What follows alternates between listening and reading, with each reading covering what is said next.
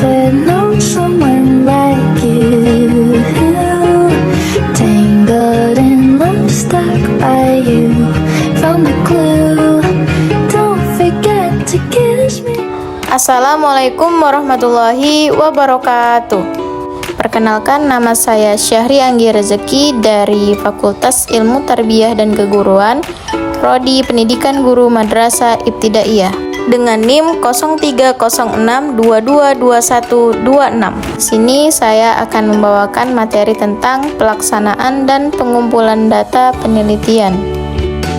Adapun latar belakang dari materi ini adalah pelaksanaan dan pengumpulan data penelitian merupakan tahap krusial dalam setiap proses penelitian. Keberhasilan penelitian sangat tergantung pada kualitas data yang dikumpulkan, yang pada gilirannya memengaruhi validitas dan reliabilitas temuan. Data yang akurat dan relevan memungkinkan peneliti untuk menarik kesimpulan yang tepat dan memberikan rekomendasi yang berguna. Oleh karena itu, pemahaman yang mendalam tentang metode pengumpulan data sangat diperlukan.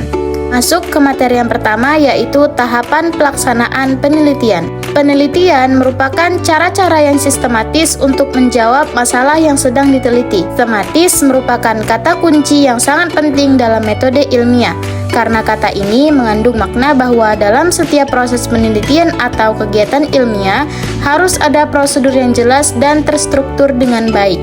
Prosedur tersebut tidak hanya mencakup langkah-langkah yang harus diikuti secara berurutan, tetapi juga menuntut adanya keteraturan dalam setiap tahapan dan ketuntasan dalam pelaksanaannya, dengan tujuan agar suatu penelitian dapat terlaksana dengan benar. Hal-hal yang harus dilakukan sebelum melakukan penelitian antara lain adalah: yang pertama, yaitu menyusun rancangan penelitian. Peneliti hendaknya memasuki lingkungan sosial yang akan diteliti dan mendalami pengetahuan tentang masyarakat yang bersangkutan dengan secara intim, agar peneliti memperoleh pengalaman dengan cara keikutsertaannya dalam kegiatan sehari-hari masyarakat dan kegiatan pencatatan segala pengalaman yang diperolehnya. Yang kedua, yaitu lokasi penelitian. Uraian lokasi peneliti diisi dengan identifikasi karakteristik lokasi dan alasan memilih lokasi serta bagaimana peneliti memasuki lokasi tersebut. Lokasi penelitian hendaknya diuraikan secara jelas, misalnya letak geografis, bangunan fisik, atau jika perlu disertakan peta lokasi, struktur organisasi, program, dan suasana sehari-hari. Yang ketiga, identifikasi perumusan masalah. Rumusan permasalahan perlu dituliskan secara singkat, jelas, mudah dipahami, dan mudah dipertahankan. Masalah dapat berupa rasa penasaran kita sebagai peneliti terhadap sesuatu yang tidak beres atau menyimpang, tidak cocoknya teori dan praktik, serta keluhan dari masyarakat sekitar. Yang keempat, penentuan kegunaan penelitian. Secara garis besar, kegunaan penelitian harus mencakup pengembangan ilmu pengetahuan dan memecahkan masalah yang akan diteliti. Yang kelima, penyusunan hipotesis penelitian. Hipotesis adalah jawaban sementara terhadap permasalahan yang sedang diteliti. Hipotesis yang baik ditulis secara singkat dengan bahasa yang jelas dan sederhana.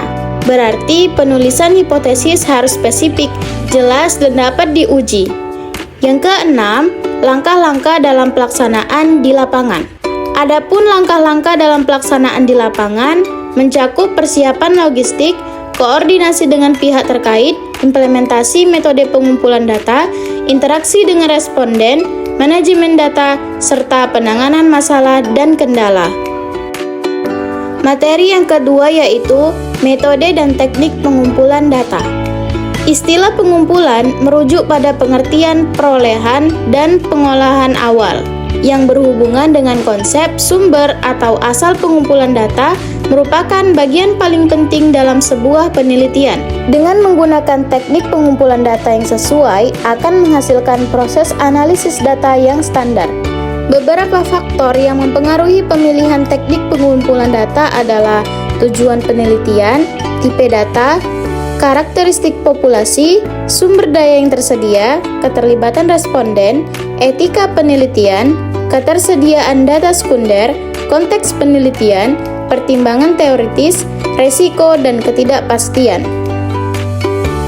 Secara umum, teknik pengumpulan data dalam penelitian dapat dilaksanakan melalui beberapa metode, yaitu observasi, wawancara, kuesioner atau angket, dan dokumentasi.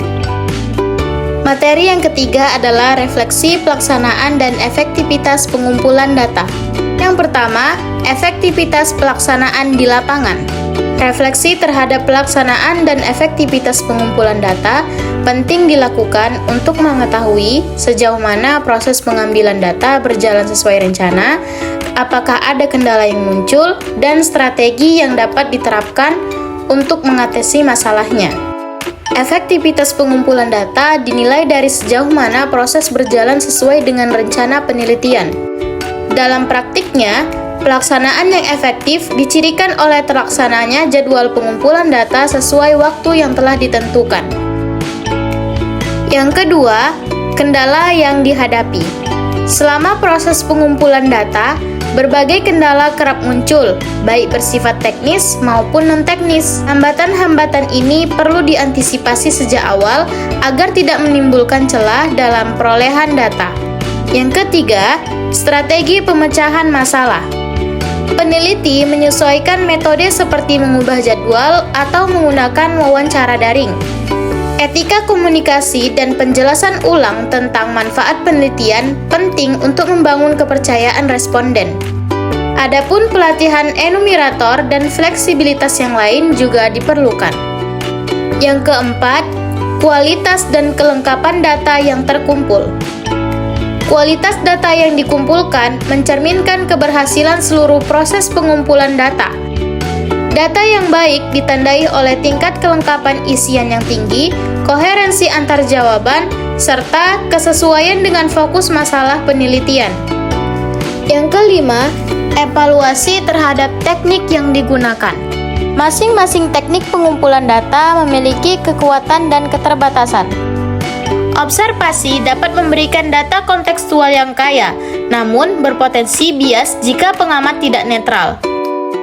Oleh karena itu, penting bagi peneliti untuk menggunakan pedoman observasi yang terstandarisasi agar hasilnya dapat dipercaya. Sekian materi yang dapat saya sampaikan. Terima kasih. Assalamualaikum warahmatullahi wabarakatuh.